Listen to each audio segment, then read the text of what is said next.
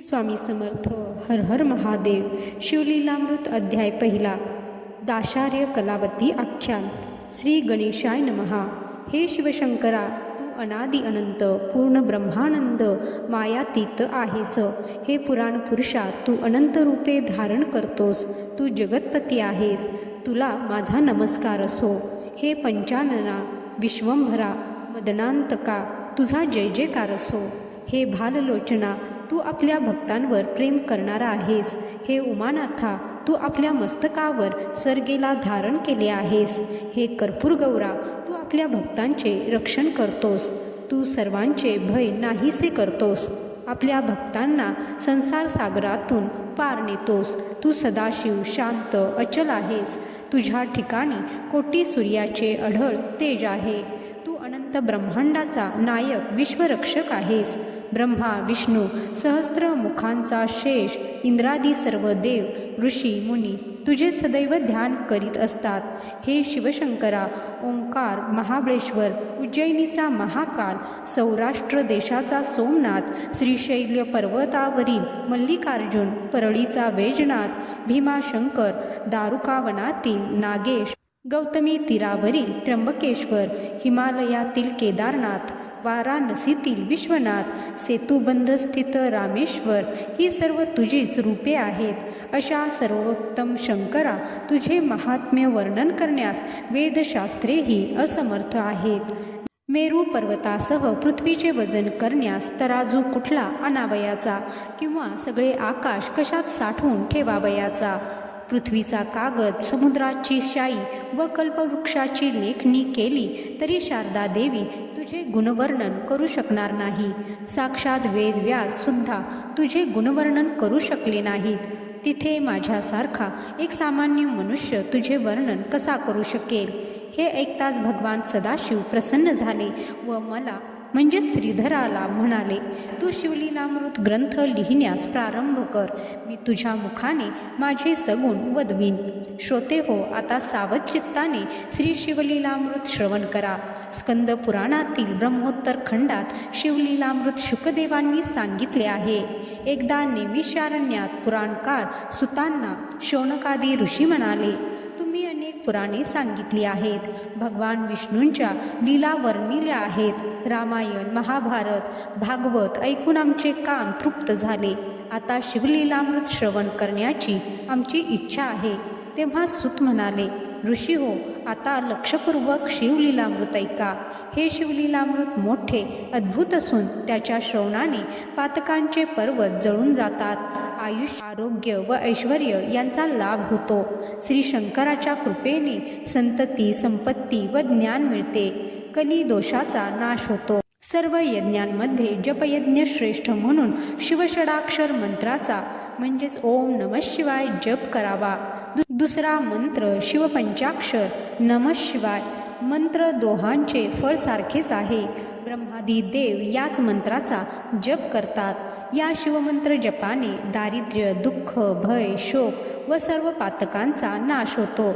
या मंत्राचे महात्म्य सांगावे तेवढे थोडेच. सर्व शास्त्रात वेदांत श्रेष्ठ, सर्व शास्त्रात पाशुपत श्रेष्ठ, सर्व तीर्थात प्रयाग श्रेष्ठ. त्याचप्रमाणे सर्व मंत्रांमध्ये शिवपंचाक्षर मंत्र श्रेष्ठ आहे. या मंत्राचा जप सर्वांनी करावा. त्यासाठी कोणतेही बंधन नाही. या मंत्रजपासाठी आणखी कोणत्याही क्रिया किंवा विधी करावे लागत नाहीत. या मंत्राचे जे सतत जप करतात त्यांचे सर्वतोपरी रक्षण स्वतः शंकर करतात. मात्र हा मंत्र आपणास माहीत असला तरी तो श्रेष्ठ पवित्र सद्गुरूंकडूनच घ्यावा. त्यासाठी सद्गुरूला शरण जावे.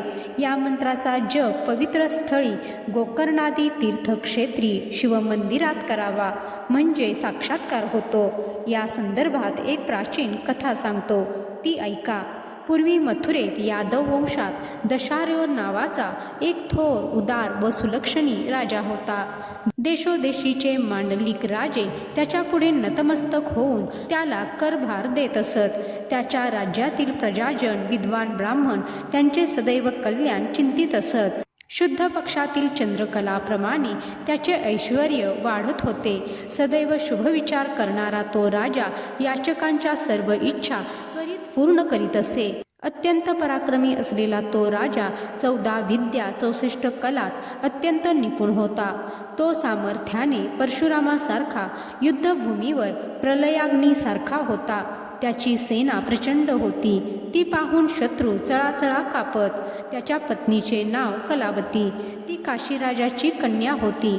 मूर्तिमंत रूपलावण्य असलेली कलावती आपल्या नावाप्रमाणे सकल कला निपुण होती.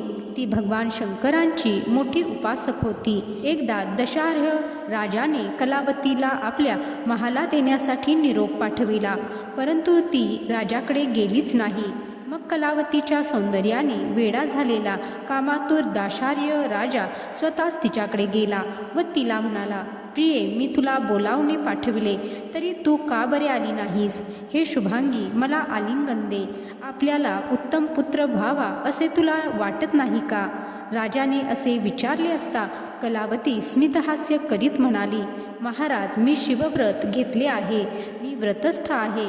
रोगग्रस्त, गर्भवती, ऋतुस्नात, व्रतस्थ, वृद्ध व अशक्त असलेल्या स्त्रीचा उपभोग घेऊ नये. पर्वकाळ व्रतदिन नसेल तेव्हा स्त्री पुरुषांनी मोठ्या आनंदाने कामक्रीडेचा आनंद भोगावा, अशी शास्त्रांची आज्ञा आहे. कलावतीने असे सांगितले तरी राजावर काही परिणाम झाला नाही. तो कामातुर झाला होता. रतिसुखासाठी आसुसला होता. त्याने कलावतीच्या मनाविरुद्ध तिला जवळ ओढून बाहुपाशात घेतले. त्याच क्षणी एक अद्भुत घडले. तापलेल्या लोखंडाच्या खांबाला स्पर्श करताच जसा चटका बसतो त्याचप्रमाणे राजाचे अंग भाजले. राजा कलावतीला दूर लोटून म्हणाला, हा काय प्रकार आहे? मला सगळे सविस्तर सांग. कलावती म्हणाली, महाराज, रागवू नका. दुर्वास मुनी माझे गुरु आहेत. त्यांनी मला अत्यंत पवित्र असा शिवपंचाक्षरी म्हणजेच नमः शिवाय मंत्र दिला आहे. त्या मंत्राचा मी सतत जप करत असते. त्यामुळे माझे शरीर अत्यंत पवित्र पावन झाले आहे. तुमचे शरीर मात्र अनेक प्रकारच्या पापकर्मामुळे अपवित्र झाले आहे. तुम्ही अभक्ष भक्षण, अपेयपान व परस्त्री गमन केल्यामुळे तुमचे शरीर पापयुक्त अपवित्र झालेले आहे. माझ्या सद्गुरूंच्या कृपेमुळे मला त्रिकाल ज्ञान झालेले आहे. तुम्ही कधीही जप तप शिवार्चन केलेले नाही. तुमच्या हातून गुरुसेवा घडलेली नाही. तुम्हाला मृत्यूनंतर भयंकर असा नरकवास भोगावा लागणार आहे. असे कलावतीने सांगितले असता राजाला मोठा पश्चाताप झाला. स्वतःचे पापचरण आठवून दुःखाने त्याचा कंठ दाटून आला. तो कलावतीला म्हणाला, हे गुणवती, तो शिवमंत्र मला दे. मी त्या मंत्राचा जप करीन. त्यामुळे माझी सर्व पापे जळून भस्म होतील. त्यावर कलावती म्हणाली, महाराज, मी तुमची पत्नी आहे. तुम्ही माझे प्राणेश्वर गुरु आहात. मला मंत्र सांगण्याचा अधिकार नाही. यादव कुळात गर्गमुनी हे श्रेष्ठ गुरु आहेत. ते वशिष्ठ वामदेवांच्या प्रमाणे परमज्ञानी आहेत. त्यांना शरण जाऊन तुम्ही शिवदीक्षा घ्यावी. मग दाशार्य राजा कलावतीसह गर्गमुनींच्या आश्रमात गेला. गर्गमुनींनी त्या दोघांचे स्वागत करून विचारपूस केली. तेव्हा राजाने गर्गमुनींना साष्टांग नमस्कार घातला.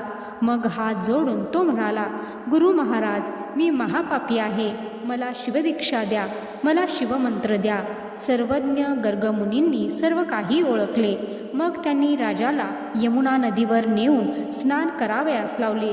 राजाने कलावतीसह यमुना नदीत स्नान केले. यथाविधी शिवपूजन केले. गुरु गर्गमुनींनी रत्नांचा अभिषेक केला. त्यांना दिव्य वस्त्रालंकार अर्पण करून शिवमंत्र दिला.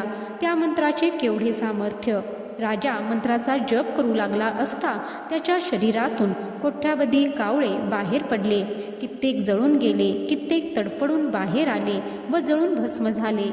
ते पाहून राजाला मोठे आश्चर्य वाटले. त्याने गर्गमुनींना हात जोडले व त्यांना विचारले, हे कावळे कुठले? ते माझ्या शरीरातून बाहेर कसे आले? आता मला देवासारखे दिव्य रूप कशामुळे प्राप्त झाले? माझ्या मनातील आशा, तृष्णा, कल्पना, भ्रांती, वासना मला छळत होत्या, पण आता तुमच्या कृपेने त्या पूर्ण नाहीशा झाल्या आहेत. आपण मला दिलेला पंचाक्षरी मंत्र खरोखर धन्य आहे. आपणही धन्य आहात.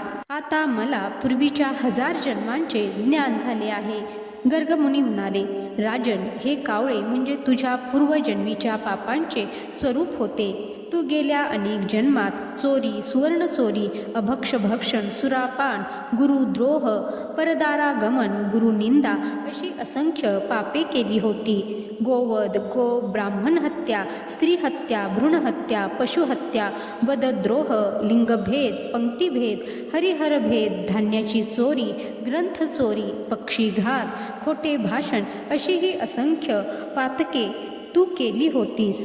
मातृपितृ हत्या, परद्रव्याचा अपहार, कन्या विक्रेय, आत्महत्या, भ्रूणहत्या इत्यादी महापातके तू केली होतीस. लहान सहान पातकांची तर गणतीच नाही. इतकी सगळी पातके कावळ्याच्या रूपाने तुझ्या शरीरातून बाहेर पडली व जळून भस्म झाली. थोडेफार पुण्य गाठी होते म्हणून हा नरदेह प्राप्त झाला. आपल्या कृपेने सर्व पातकातून मी मुक्त झालो असे बोलून दशार्य राजाने पुन्हा पुन्हा गुरूंना वंदन केले. मग राजा कलावतीसह आपल्या घरी परत आला.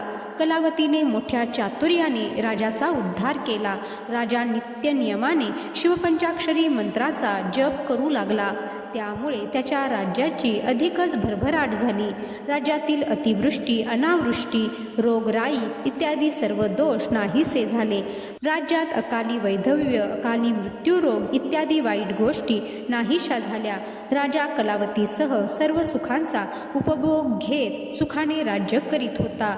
राजाची सगळी प्रजा शिवोपासना करू लागली. सगळीकडे शिवकीर्तन, शिवपूजन, रुद्राभिषेक, ब्राह्मण भोजन यथाविधी होऊ लागले. दशार्य राजाचे हे आख्यान जे पठण श्रवण करतील, लिहून काढतील, त्याचे नीट रक्षण करतील, त्यांचा संसार सफळ होईल. भगवान सदाशिव यांचे पूर्ण रक्षण करतील. जे शिवमहात्म्याचे पठण श्रवण करतात ते स्त्री पुरुष खरोखर भाग्यवान होत. आता यानंतरची कथा अधिकच सुरस आहे. सर्वांनी तिचे परमश्रद्धेने पठण श्रवण करावे.